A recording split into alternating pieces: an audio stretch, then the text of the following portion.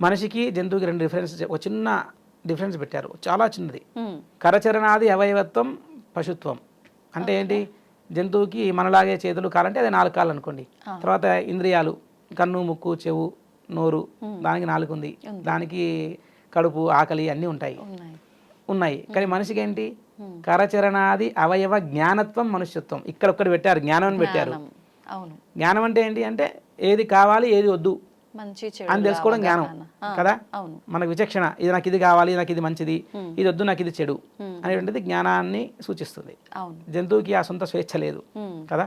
So జ్ఞానం కావాలంటే ఏంటంటే మనకు ఇప్పుడు ఆధ్యాత్మికత అంటే సెల్ఫ్ రియలైజేషన్. మనం దేనికోసం మనం పరిగెడుతున్నాము, మన కారణం ఏంటి, మనకు మన ఉన్నతి సాధించాలి అంటే ఏంటి? ఆధ్యాత్మికత అంటే మన ఆత్మను అధికృత్య అంటే ఆత్మ మీద ఎక్కువ ఫోకస్ చేయడం, సెల్ఫ్ ఫోకసింగ్ అన్నట్టు. సో మీరు స్పిరిచువాలిటీ అంటే you are focusing more on yourself. Okay. So మనలో ఉన్న శక్తులు ఏమిటి ఇవన్నీ తెలుసుకోవడం ఆధ్యాత్మికత. దైవానుగ్రహము అచీవ్మెంట్ చేయడానికి ఆధ్యాత్మికత వల్ల దైవానుగ్రహంకి దగ్గర అవుతాము. దానివల్ల ఏంటి?